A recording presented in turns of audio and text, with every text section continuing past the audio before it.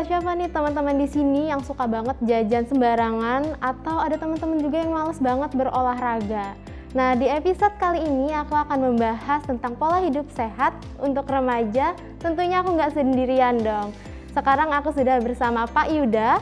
Beliau adalah salah satu nutrisionis pada Dinas Kesehatan Kabupaten Tabalong. Halo Bapak, apa kabar Pak? Alhamdulillah, kabar sehat. Alhamdulillah.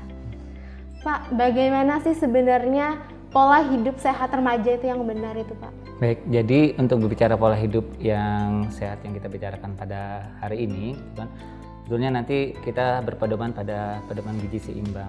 Nah, cuma nih ya untuk remaja-remaja sekarang kan lagi gaul-gaulnya, jadi kita punya gini aja. Jadi supaya lebih mudah mengingat, mami guys. Ya, apa itu mami guys? Yang pertama maknya makanan. Nah, berarti makanannya kita harus jaga. Jadi makanannya yang sesuai dengan isi piringku. Ya, kita bisa lihat di sini. Kalau boleh kita pakai. Ya, ini adalah makanan untuk sehari kita. Isi piringku ini adalah setengah piringnya. Itu adalah makanan utama, yaitu di sini ada buah dan sayur yang sini. Ya, ini sudah setengah piring buah dan sayurnya. Ya, jadi kalau bisa setengah piring ini sudah bagian porsi buah dan sayur, jangan dikurang-kurang dah. Kemudian setengah piringnya lagi apa? Makanan pokoknya 2/3-nya dan 1/3-nya adalah lauk pauk. Nah, sekarang kita gambarkan aja kehidupan sehari-hari yang kita ada selama ini yang kita konsumsi seperti apa gitu kan. Buah dan sayurnya apakah ada porsinya itu? Jangan-jangan yang kita makan adalah setengah piring, bahkan 3/4 piringnya sudah dipenuhi dengan makanan pokok, nasi gitu kan, lauk pauknya hanya 2 macam jenis. Nah, itulah tadi makanannya yang harus kita jaga. Kemudian selanjutnya mie. Ya, kalau mie berarti mie-nya adalah minuman. Nah, minumannya berarti kita penuhi kebutuhan cairan atau minumannya dari sumber air yang bersih ya tentunya. Kemudian misalnya kalau ini rata-rata kita 7-8 gelas per hari gitu kan.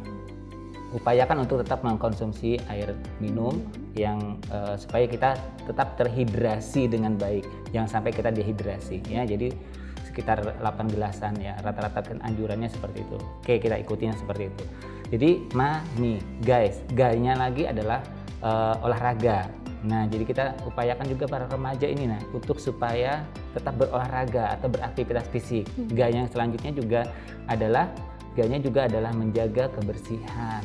Ya, jadi misalnya cuci tangan sebelum makan. Sekarang anjuran ya pada pandemi ini kan untuk rajin cuci tangan, kemudian juga mandi yang bersih, dan pokoknya setiap mau makan atau minum kita wajib untuk mencuci tangan. Ya, jadi guys kan, I-nya adalah istirahat yang cukup. Jadi upayakan untuk remaja ya, untuk menjadi remaja yang sehat dan juga anak-anak adalah istirahat yang cukup, minimal 8 jam satu hari. Nah, jadi aktivitas-aktivitas yang lain misalnya lagi malas ini kan, istirahat begadang sampai malam atau mengerjakan sesuatu itu sampai malam, upayakan tetap minimal istirahatnya harus dijaga. Kemudian S yang guys ya kan, S-nya adalah kelola stres dengan baik. Jadi remaja jangan terlalu terbawa emosi, perasaan sehingga aduh pusing gini kan, ada tugas begini numpuk, wow jadi gitu kan. Berlebihan gitu nah ya. gitu. Jadi yang penting itu adalah mengelola stres dengan baik. Ya, jadi apa tadi kesimpulannya dengan pola hidupnya? Kita harus mami guys. Mami guys. Nah, saya ulang. Jadi mami guys ya. Ma-nya apa?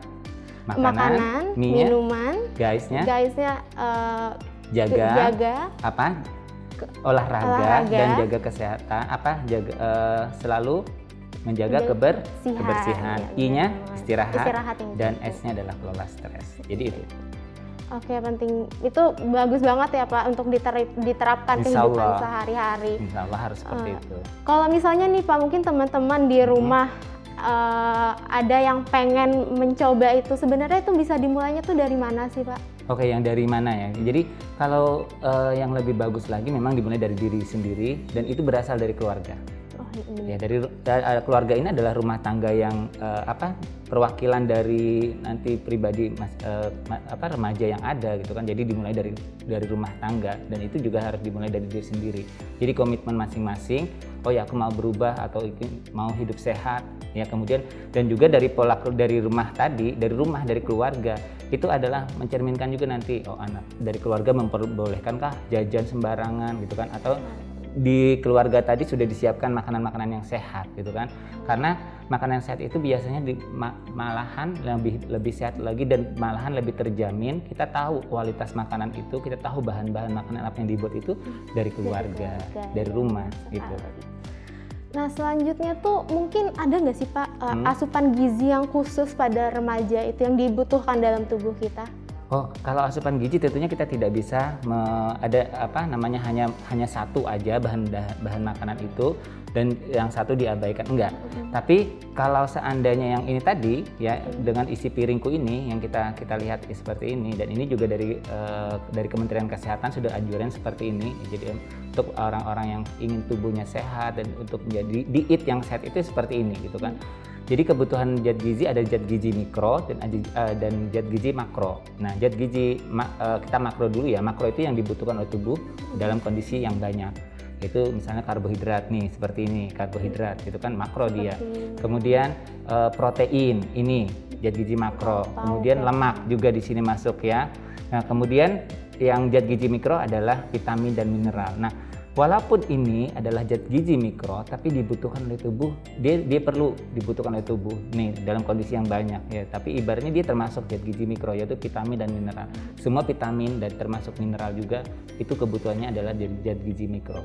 Tapi dia esensial. Jadi dia tidak bisa diolah oleh tubuh, tetapi dia diperlukan dari makanan atau minuman yang disumberkan itu. Benar sekali. Nah mungkin kan kita kalau ngelihat jajanan gitu Pak, kebawaannya tuh pengen beli aja terus gitu. Mungkin ada nggak sih Pak cara mengendalikan diri supaya saat kita melihat jajan itu nggak langsung beli kayak gitu? Oh iya, tadi artinya kita punya komitmen dulu dari dalam tubuh kita, dari diri kita sendiri maksudnya.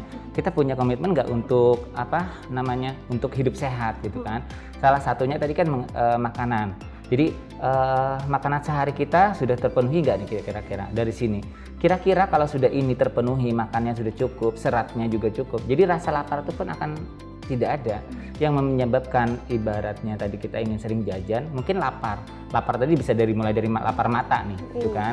Karena dari mata turun dengan ke hati, oh tiba-tiba pengen gitu kan. Nah kebetulan misal contoh ya, nih.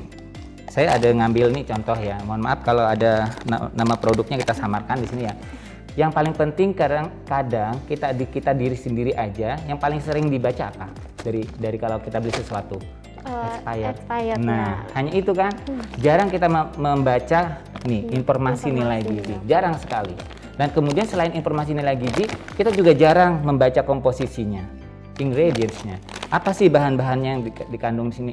Benarkah itu bahan-bahan yang seperti apa sih gitu? Ini contoh aja di sini macam-macam. Ada mengandung gula, garam, ya. Kemudian ada penguat rasa, ya. Ada susu bubuk cerita di sini. Kemudian penguat rasa di natrium dan segala macamnya ada di sini. Itu kan bahan-bahan tambahan makanan gitu kan sifatnya, ya. Yang ada di sini bahan makanannya cuma kentang, minyak oranye, kelapa sawit ya seperti itu. Jadi kemudian kita baca lagi informasi nilai gizi. Kalau berdasarkan yang ini yang kita pegang hari ini ya, saya bacakan di sini informasinya adalah takaran saji 20 gram. Di sini yang kita baca di sini ada berapa gram di sini? 35 gram. Berarti takaran sajinya ini per sajiannya. Jadi ini harus dikonsumsi dalam 2 kali makan. Nah, sedangkan kita kalau beli ini nggak pernah kan dibaca? Iya. 1 kali makan aja kan. Nah, sedang kemudian cara membacanya lagi, gitu kan? Di sini per sajian, ya. Jadi ini 2 kemasan. Sedangkan ini adalah jumlah kalori ataupun jumlah zat gizi dalam per sajian. Kalau dia 2 sajian per kemasan, berarti ini harus dikali 2. Berarti akumulasi nanti ini berapa kalau kita habiskan dalam 1 kali konsumsi, gitu kan? Nih, di sini ada 110 kilokalori, ya. Berarti kalau 2 kita udah memakan kalori itu udah 200-an, ya kan? Nah kemudian ini contoh lagi, ini ada, saya ngambil contoh, ya kita baca di sini lagi, ya kemasan sajian. Di sini takaran sajinya, serving size-nya berapa? 10 gram. 10 gram. Yang di sini ada berapa gram kalau kita baca? 40 gram. Berarti kalau dia anjurannya 10 gram, kita serving size-nya atau sekali sajian ada 10 gram, sedangkan ini adalah 40 gram. Berarti berapa sajian anjurannya? 10 gram. Ya 10 gram. Ada di sini ada apa? Ada sajiannya. Sedangkan ini beratnya 40. Berarti harusnya menghabiskan dalam berapa kali makan? 4 kali makan. 4 kali makan. Pintar sekali. Ya, jadi ini 4 kali makan. Nah, kalau 4 kali makan berarti harusnya ini yang kita makan kebiasaan berapa? Kita kadang menghabiskan berapa bungkus sekali makan gitu kan. Nah, total kalorinya di sini aja udah 45. Nanti kalau dikali 4 berapa? Kita menghabiskan makanannya 45 kali 4 udah berapa? Coba hitung, berapa? 180 enggak? Nah, nanti kalau kita menghabiskan ini berapa bungkus dalam sekali makan? Nah, itu loh. Jadi kadang yang tidak kita sadari bahwa kita mengkonsumsi sesuatu itu dalam hitungan anjuran dia sudah mencantumkan. Oh, ini untuk berapa kali makan gitu kan. Nah, jadi bisa kali-kali sendirilah sehingga itu nanti akan terakumulasi dalam tubuh dan sehingga menjadi tubuh kita mungkin ada yang lebar ya. Jadi ada yang mungkin akhirnya nafsu makan berkurang, tapi ini kan kandungan kalorinya aja yang lebih banyak, tapi zat gizi yang lain yang di sini dia kurang. Ya lebih banyak ke sini dan zat pengawet ataupun ada zat perasanya. Berarti penting banget ya Pak ya membaca ingredients dan baca yang lain-lain di komposisi penting bungkus. Sekali. Jadi untuk apa? Dalam satu kemasan itu dia ada mengisi komposisi, kalau ini nggak dibaca. Nah, sebagai tambahan lagi bahwa ini saya dapat data dari Global School Health Survey tahun 2015 bahwa remaja gitu kan tidak selalu sarapan, mereka tidak selalu sarapan itu ada 65,2%. Besar sekali angkanya. Jadi remaja pun tidak sarapan tadi jadi satu permasalahan. Kemudian juga kurang konsumsi serat buah dan sayur tadi dia sampai 93,6%. Dia remaja jarang ataupun hampir tidak mengkonsumsi buah dan sayur itu 93,6%. Yang cukup ya. Kemudian mereka mengkonsumsi makanan yang berpenyedap itu 75,7%. Bayangin nggak remaja sampai segitu ya? tinggi sekali kan angkanya. 75% itu. Kemudian mengalami atau menyukai sedentary lifestyle. Artinya sekarang ini mager.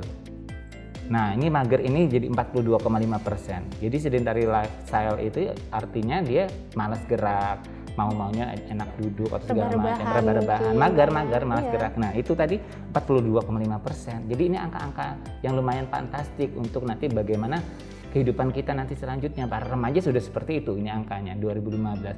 Sekarang sudah 2021. Apakah itu tidak bertambah?